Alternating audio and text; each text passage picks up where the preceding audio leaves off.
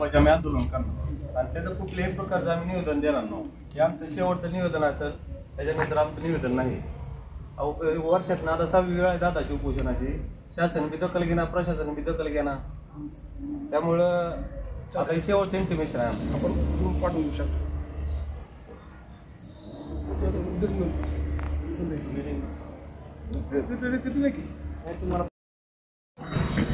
आज माननीय जिल्हाधिकारी यांना आम्ही सकल मराठा समाजात धाराशिवच्या वतीनं निवेदन दिलेलं आहे. मनोजदादा जरांगे पाटील 17 तारखेला उपोषणाला बसलेले आहेत. आज दुसरा दिवस आहे, पण मात्र शासनाने कुठलीही दखल घेतलेली नाही.